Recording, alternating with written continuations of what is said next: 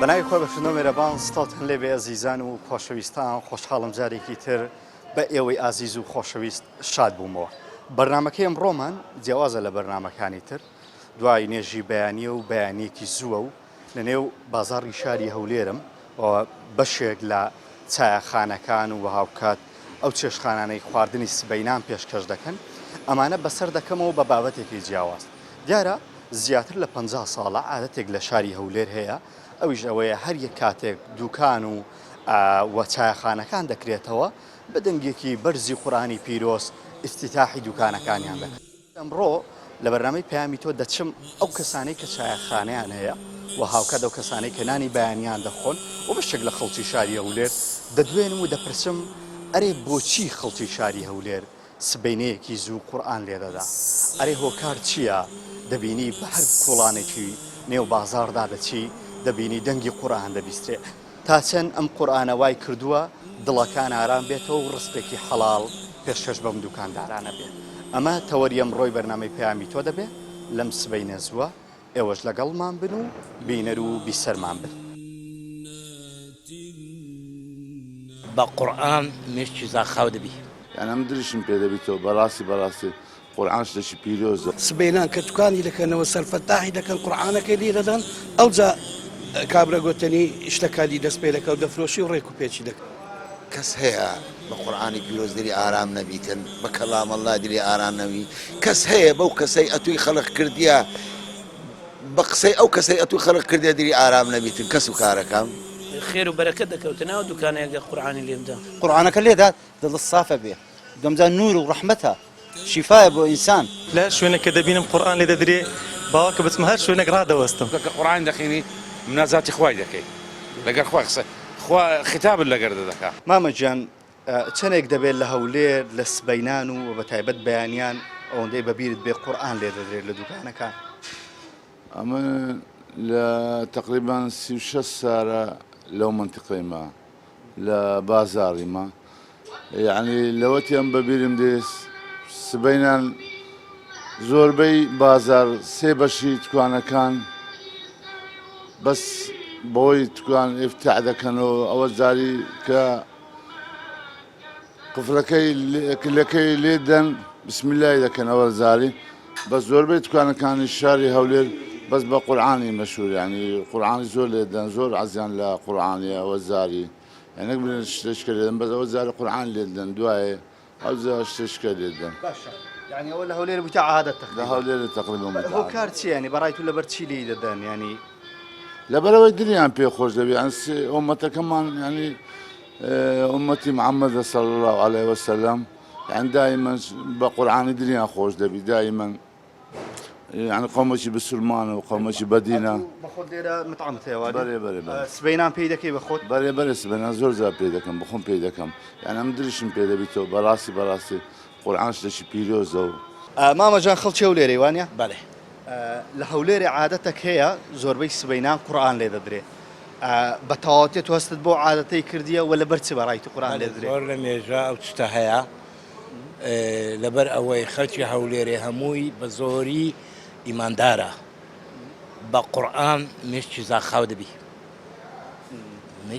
فکری ساف دەبیتەوە بە قورئان. ینی جاران دەیانگو خەڵکی هەولێرێ دیندارە هەر ئەوەیە نیشانەکەی زۆر حەزی لە قورئانە حەزی لە کەلام اللهە.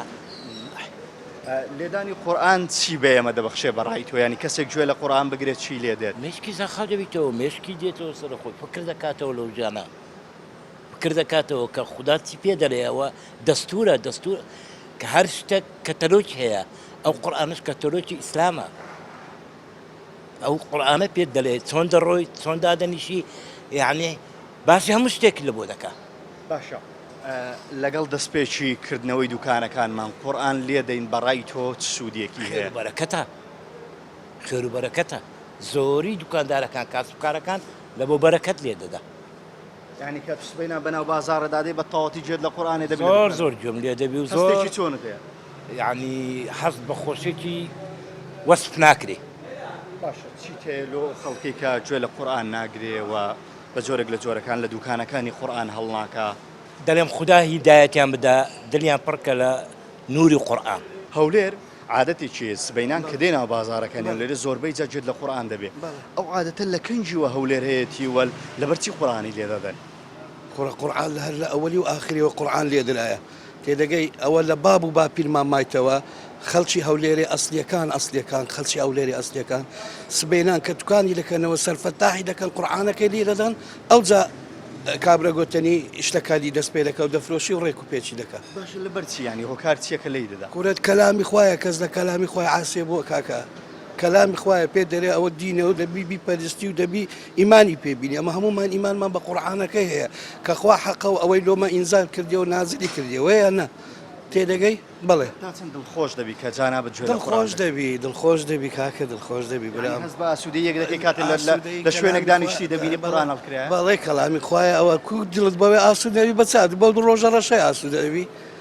پێشانەکە هەر کەسێکی کە سفتاحی دەکردەوە لەو دوکانانە یەکەچیانی سفتاحی بکردباوە بیگوت باە من ئەوەم فرۆشیە دێگۆ بڕۆ ئەم سوێنەیە سەرفەتاحم کردیە تێدەگەی بڕۆ کنەوی تکە بە ئەتونانی لە کنەوی بخۆیان دەگۆشتی لە کنەوی بکڕە تێدەگەی لەبەرچ بوو دڵسافی هەبوو پاچی هەبوو نیەت پاچی هەبوو ئێستا لێ دەشاریتەوە کابرا لێ دەشاریتەوە دەلیا من نەم فرۆشتیە کۆرەبا بخۆ من ماڵی تو ناخۆم کاکە ماڵی تو دەخۆم برام ويانا دينداريه برزقك كخواديدا لا تكن للعيش مجروح الفؤاد انما رزقه على رب العباد رزق لدى سخواي لدى زو بشرينيه كدي تكنتو تنفلسك الدداتي اي خلچيرا استا براي تو دوركوتو ولا قران دوركوتو ولا كلامي بخواي اوي لخواي نترسي اوي لخواي نترسي ناتاني بس هي اخواننا ناسا ديكها مشتكي لك ئامۆژگاری چییە نسحەتت چییە بۆ خەڵک بووی کە قورآن لێ دەن و گوێ لە قورآن بە قورآن دوور نەکەوە لە قورآانی چکن قورآنەکە بەرەکەتی خوایە هەتا ئاخیری لە قەبرەکەش بەکەڵکرد دێت مامەجان خەرچی هەولێرێ وانە لەناو هەولێریان عادەتە کێ سبەینان بە هەر دوکانێکیدا دەچی گوێت لە قورآنێ دەبی ئەو عادەتەیە تازەیە یان قەدیمەوە لەبەر چ خەڵک قورآن لێ دەدا باب ڕزقا خەڵک سبەینان هەر دەستازاران ئەلێرانە پێشین و قەدیم هەتا برێن لە پەنجایەکان و چلەکان و سیەکان و تا دێ ساری 2000 هەتا 2000 ئەو حەددا خەرک کە لە ئەو کاسبانەی ئەو ئیماندارانەیە کە لە سبەینان لە ماری هەردەستان نوێژی سبەنیان لە مزگەفت تێدەکرد کاکەژیان نوێژی سبەنیان لە مزگەفت تێدەکرد دەهاتن لە دوکانی میلی رادیۆنەکەیان لەسەر قورآن بوو قورآنەکەیان پێ دەکرد لەوە باب ڕزق ئەوە باب ڕزقە قسەکردن نەبوو تاکو و سەرفتاحیان دەکرد لەگەڵ سەرفتاحی قسەیان دەکرد لەبەر قورآنەکەی قسەکردن نەبوو بەس ژێرەدا قورآنەکەی ئیتر مرتاع دەبوو کە ژێرەدا قورآنەکەی مرتاع دەبوو مێشتی قەلبی هەموو لاشەی مرتاع دەبوو لەگەڵ قورآنەکەی نوێژەکەشی کردیا قورآنەکەشی دەخوێن سەفتاحەتشی دەکرد دوای دەست و سەلاتە دوعاشی دەکرد ئەوە شاری هەولێرە کاکە ئەوەش بوو هۆکارەوە و کە دەیانگوت خەڵکی هەولێر دیندارە یعنی ئەو نیشانە نەبوو کاکە هەولێر شاری سوڵتان مزەفەریە سوڵتان مزەفەر دەزانین سوڵتان مزەفەر وەسفی لۆ بکەم یان دوور و درێژە وەسفی ئەوە پێرە پیاوی زۆر چاک و بەدین و بە ئیمان هەبووە خواپەرستی زۆر چاک هەبووە کاکە لەو شاری هەولێر جانە تۆ پێما بێ لێرە دوکانە هێوانە و چێشخانەیە هەیە مشکلێ نیەوە باشە لە سبەینان کە دوکانەکەی دەکەوێت بە خۆشت قورآن لێ دەدەی کاکە هەر کاسبێک بەس کاسبی ناو تۆز و خۆر نەبی ناو تۆز و خۆر یعنی زوایە هەر کەسێک تۆز و خۆر ئەوە زوایە تۆز و خۆر لەگەر ناگونجێ دەبینی کابرا ڕادیۆنی هەیە لەگە تۆز و خۆر ناگونجێ لەوێندەرێک ئەگەر نا هەر کاس هەر بسڵمانێک ئەگەر باب ڕزقی کردەوە دەبی قورآن لێ بداتن ئێوارانیش کە قەپات دەکاتن دەبی ئاەت الکورسی لەسەری بخێنی کە ئاەت الکورسیەکی لەسەری دەکەین فۆچی لێ دەکرد و خلاص ئەوە ئیمانی بوو پێم بڵێ بە خۆت کاتی جێ لە قورآن دەگری تا چەند دڵت ئارام دەبتەوە کەس هەیە بە قورآانی پیرۆز دلی ئارام نەبیتن بە کەلام ئەڵڵا دلی ئارام نەبی کەس هەیە بەو کەسەی ئەتوی خەڵق کردیە بە قسەی ئەو کەسەی ئەتوی خەڵق کردیە دلی ئارام نەبیتن کەس و کارەکەم بێگومان لەوەی بێگومان لەوەی مامە هەر کەسە گومانی لەوەی دانەبی کە نوێژ دەکا گومانی لەناو دری یەک ڕاستەقینە بەس بزانی خوا یەکە بێ شەریکە شەریکی نییە پێغەمبەر صلی الله علیه و سلم ڕەسوول اللهە بەو نیەتەی نوێژێ بکاتن نەعەبی دەوێت نە دەرمانی دەوێت نە سەریەشەی دەوێت هیچ شتێکی نایە مای مامەی مامە ئێستا جیلێکی تر هاتوونە و دوکانیان کردوتەوە و چێشتخانەوە ئەنواکشتیان کردوتەوە بە شێکیانە و قورآنە لێ نادەن چه ئامۆژگاریەکرد بۆیان هەیە ئامۆژگاریم هەیە بستنەوە سەرڕێی ڕاست ناوی خودای بینێن نوێژ بکەن چکە نوێژ کۆرەگەی بسڵمانە بەو کەسەی ئەمنی خەڵق کردیا هەر کەسێک نوێژ نەکاتن پیستەی دەستە دەبەخانەی ئەوە قسەی لۆیە دەکەم ئەو پیستەیە کە بەخانەیانی چێگە یعنی جەهەنەم بابە نوێژریە پیستەی دەستە دەبەخانێ و نوێ وشەیە پاداش داتەوە بەردەواممان کە لە سەردینەکەی ئینشاءالله ئینشاءالله خوا ئیمانمان دەداتێ خوا هەموو بسڵمانێک دەپارێزی ئینشاءالله لە ئەنهای عالەم یا ڕەبی خودایە ئەوەی دەتپەرستی بەقین بە دلەکی ڕاست خوایە بیپارێزی عادەتێک لە شاری هەولێر هەیە دەبینە هەر سبەینام بەناو بازاڕێدادەی قورآنت جێ لێ دەبێت بە خۆش تەست بۆ عادەتەی کردیا زۆر هەستیشم پێکردە هەر نەک لە هەولێرە لە هەموو شارەکانی کوردستانی الحەمدولله هەتا ئێستا بسڵمانەتی ماوە لە ناو خەرچی ئەرێ وەڵڵا سبەینان ئەگەر ئەو وەختانە دەچێت دەرێ دڵت خۆشە جێت لە دەنجی قورعان دەبی هەموو دوکاندارەکان قورعانی لێ دەدەن قورعان بەخۆی هەر لەگەر جد لە دەنجی قورعان دەبی بە خۆت نییە خوا هەست شتەشیوا لە ناو دڵدا دەنێ ئارامی دەگری يعني زقت بفقيري دستي دلت بفقيري دستي فقيري بفكر دين توا يعني هجاريت بفكر دين توا أولنيا أتوقع والله من يجبي أقلق جد للقرآن بو هستك لنا دلت دروز دبي كر أتو فقيري شيء وقرآن يعني وصفنا كريب بهيس أول شيء ئێستاکەش یانی ئەوە چەند ساڵ دەبێت تۆ لە مێژ خەڵکی و لێریوانە ئەنی چەند ساڵ دەبێ ئەم دیاردەیە دەبینی تۆ لە ناو هەولێر والله من بخۆم تقریبا 30 ساڵم لەوتی منداڵم ئەو دیاردێ دەبینم هەموو سبەینانیش دێمە بازارە زوو لە هەموو سبەینان لە بازارە قورعان لێ دەدرێت هەر دوکانێک بچێ قورعان لێ دەدرێت جێت لە دەنجی گۆرانی نابێت تەنانەت قورعانە الحەمدولله ئەو لە هەر هەموو شتێکی باشترە بۆ کار چییە بەڕای تۆ لەبەر چیم خەڵکەیە جێدەداتی و لێ ینی بەتایبەت دوکانداران لێ دەدەن بەخوای ئەوە کارەکە ئەوەیە بسلمانەتی ماوە لە ناو خەڵک و ئیسلامەتی ماوە قورعانیش هێورکردنەوەی دڵی پیاوە قورعان لە هەموو شتێکی باشتر لەوەی باشترە کە کابرا گۆرانێکی لێ دەنەوە دوکانی خێر و بەرەکەت دەکەوتە ناو دوکانێکە قورعانی لێمدا ئارام دەبێت بۆ قورآن زۆر ئارام دەبێت وڵ ئەگەر جێت لە دەنجی قورعان دەبی ئەمە زۆر جار ئەگەر جێم لە دەنجی قورعانی بۆ سبێنان بەخۆی یعنی درزێک بەناو دڵمدا ئەوەی کردی ئەگەر قورعان وەچی شتەچی نیان لەگەر جێت لێ بوو ئامۆژگاری چێ بۆ خەڵکی کە گوێ لە قورآنی پیرۆز ناگرێت ئامۆژگاریمەوەیە هەموو ڕێ جێ لە قورعانی بگرن لەبەرەوەی ئەتو ئەگەر جێت لە قورعانی بوو بەڵام هیچ خەمەکرد لە ژیان دەنامێنێ بەڵێ زان و خۆشەویستانەوەی بینیتان بەشێک لە ڕاوسەرنجی هاوڵاتیانی شاری هەولێر بوو کە هەریەکێ بە زۆرێک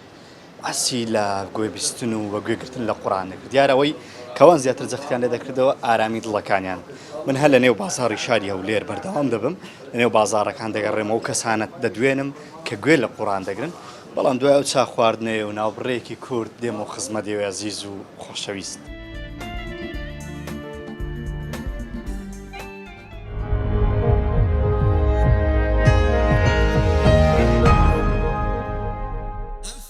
بەڵێ زان و خۆشەویستان خۆشحاڵم دوای ناوبڕە کورتە بە ئێوەی عەزیز و خۆشەویست شاد بوومەوە ئەمجارە گەڕانمان لە کاتی گەڕانمان بەنێو بازار بینیمان گەیشتیم بە گەنجێکی زۆر جوانی نورانی کە کاکسەرەنگە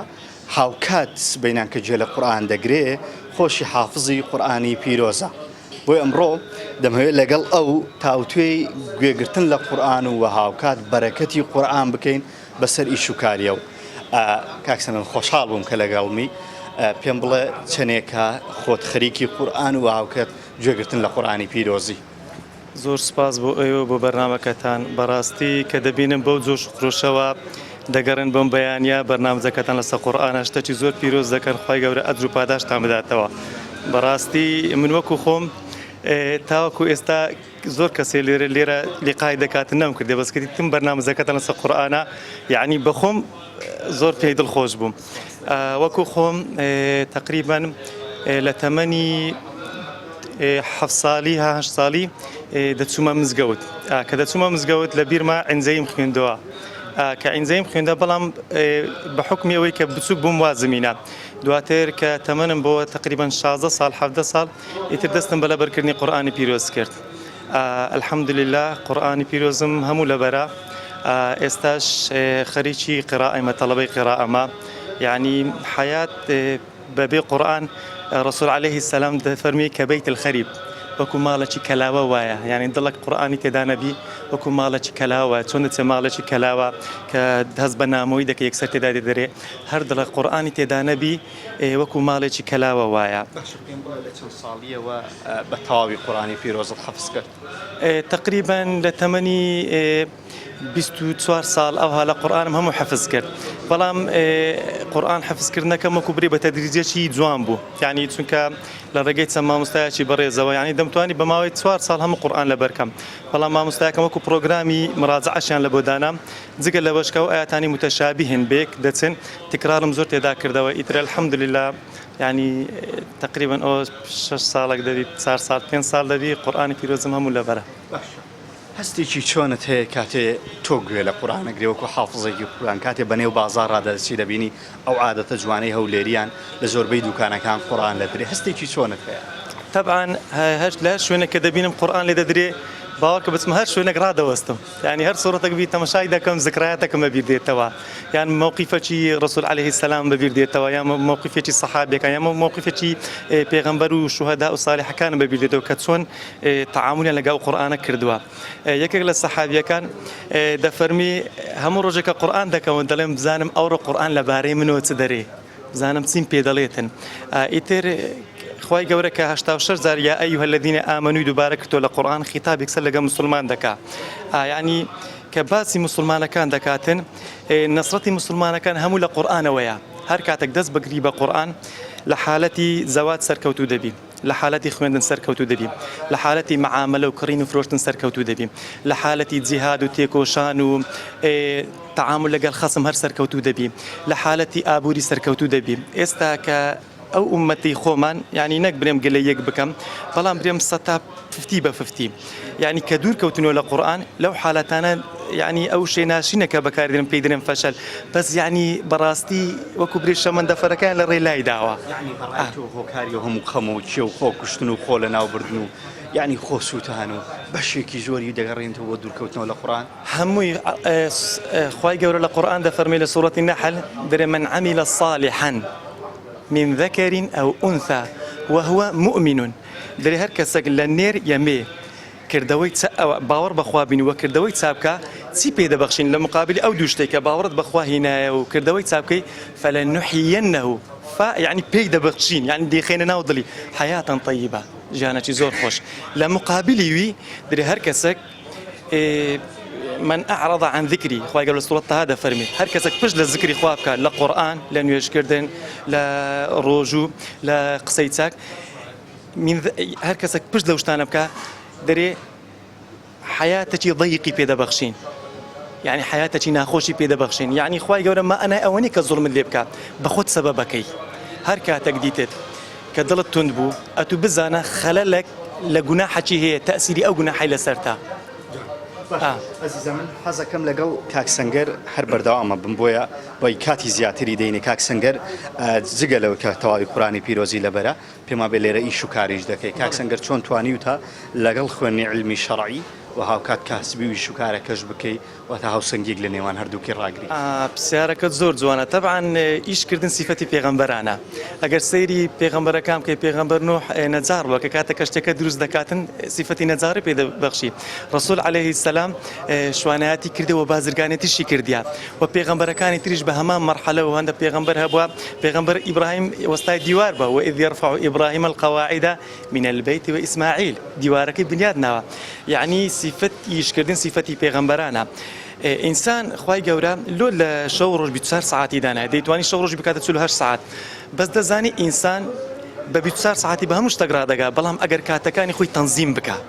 يعني تنظيم بورقة وقلم دا بنيشتين مقصد ندري هش ساعات من لبو إيشا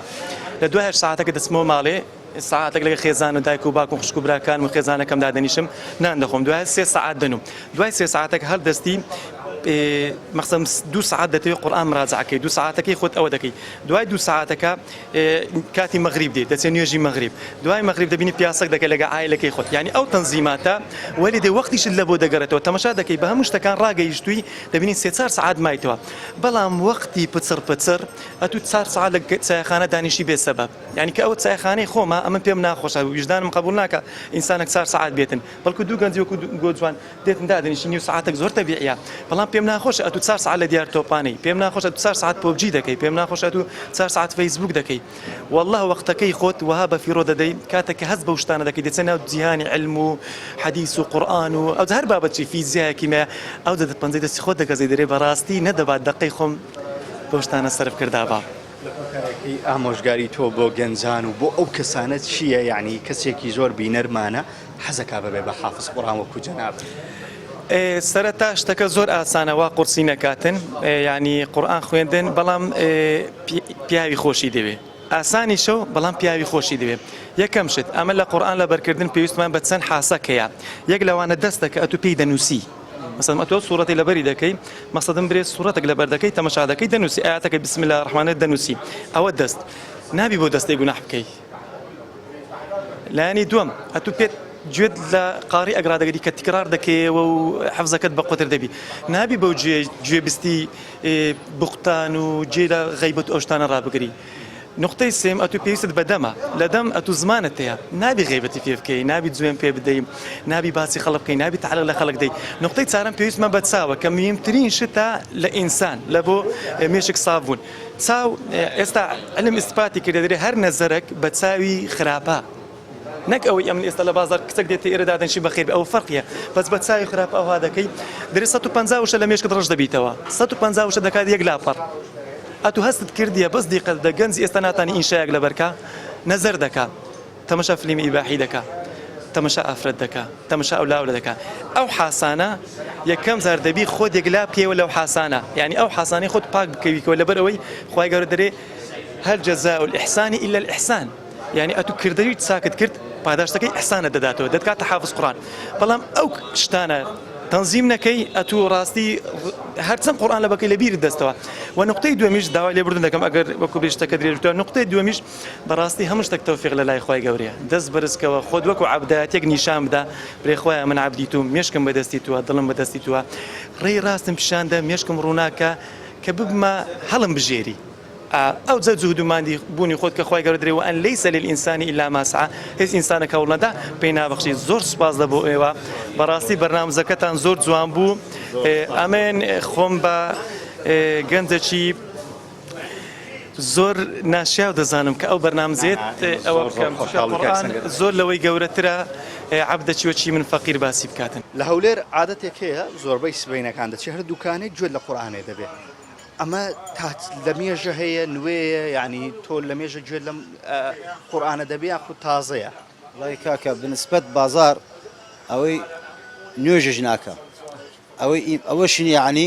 بەس کە بەیانیە هەر قورئان لێ ئەدەن یعنی ئەوە خۆمان ئیسلامی کابرا نوێژەش ناکە هەر قورئان لێ ئەدا عادەت سیارە من سیارەم هەیە باوڕکەی بەس لەسە قورئانە ئێزگەکان نییە چەند ئێزگەی قورئان هەیە بەس لەسە قورئانەکانە زۆر جاگە کوڕەکانم سوار بن ئەیکەنە گۆرانیەوە نا من هەر لەسەر قورئان لێ ئەدەم بپرسم بۆچی گوێ لە قورئان دەگری جەنابەت ئیسلامی دومجا من عربیەکەم بە قەوەتە لێ تێگەم سێ چاژی قورئان تێگەم چی ئەڵێ بێت تەفسیری ئاسان یعنی دڵ دەکرێتەوە ئێمە کە دانیش لە مەجلیس ئەی دوو قسەی دین نەزانین ئەی بۆچی ئیسلامی هەر قسە و فشە و گاڵتە بکەین نابێ ئەبێ با ئەوەندەش بزانین لە قورئان چی ئەڵێ بە شەخص بڵێم ئەستا من خۆم برازاکان مامۆستا بوون وتم التحيات چییە وتیان نازانێ معنای تحياتەکە التحيات لله والصلوات والطيبات والسلام عليك نازانن بۆیان وش کردەوە ئەوەش هەر خێرە